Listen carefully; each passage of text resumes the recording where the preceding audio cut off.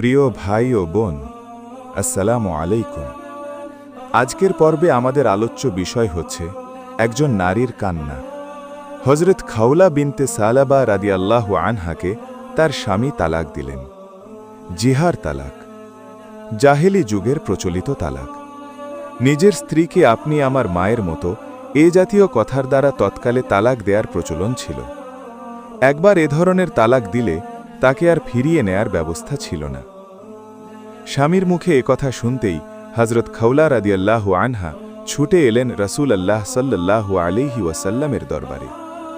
Urge করলেন, হে আল্লাহর রসুল, আমার স্বামী আমাকে জিহার তালাক দিয়েছে, আপনি একটা ব্যবস্থা করুন। রসুল আল্লাহ সাল্লাল্লাহু আলাইহি ওয়াসাল্লাম বললেন, এ ব্যাপারে আমার কাছে এখনো কোনো নির্দেশনা আসেনি। এই কথা শুনে খাউলা রাদিয়াল্লাহু আনহা ভেঙে পড়লেন না। তিনি বারবার আবেদন করতে লাগলেন। তার কণ্ঠে ছিল ব্যথা, হৃদয়ে ছিল অসহায়ত্ব, কিন্তু আল্লাহর উপর ছিল পূর্ণ ভরসা। তিনি আকাশের দিকে তাকিয়ে বললেন, হে আল্লাহ, আমি আমার কষ্ট আপনার কাছেই তুলে ধরছি, আপনি আমার জন্য ফয়সালা করুন। তারপরই ঘটল অবিশ্বাস্য ঘটনা। আল্লাহ তাআলা আসমান থেকে ওহী নাজিল করলেন। সূরা মুজাদালার প্রথম আয়াত নাজিল হল, قد سمع الله قول التي تجادلك في زوجها وتشتكي إلى الله والله يسمع تحاؤركما إن الله سميع بصير।